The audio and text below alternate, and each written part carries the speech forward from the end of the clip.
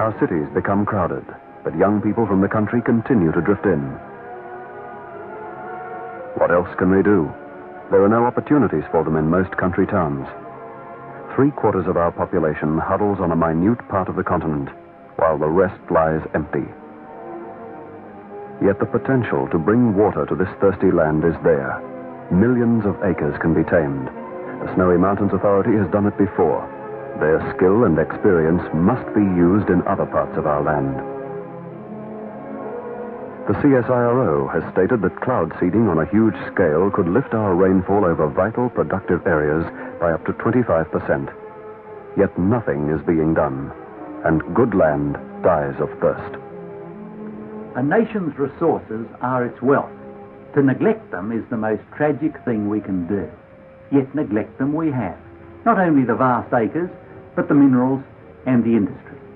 And where we are developing them, the iron ore of Western Australia, the bauxite of the far north, the oil of Queensland, they are in the hands of overseas interests. This is a disgraceful situation and a dangerous one.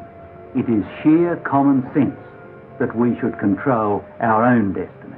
Every drop of petrol we need for our defence and expansion must be brought across thousands of miles of vulnerable sea lanes. Only 2% of the oil we use comes from local wells. Each year we spend $340 million importing crude oil. Yet there's oil here. If Australia's known oil and natural gas fields were put into operation, we'd have 15% of what we need. And we haven't scratched the surface yet. We want roads and railways to open up the north. We need cheap freight charges to encourage inland industry and a properly coordinated transport system. Yet the government does nothing. Peopling the north is rapidly becoming an empty cliche as each year more and more people drift to the cities. Why should our young people in the country have to come to the cities to get a full education or to find a job?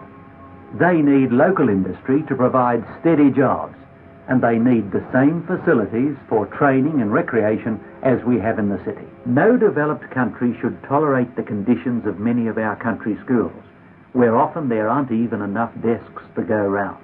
More classrooms and many more teachers are needed.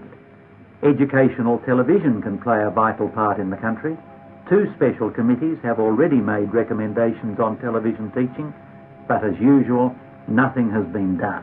Medical and dental treatment should be within easy reach.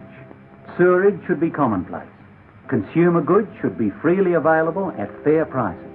If all this were done, it would be little enough. So much has been promised.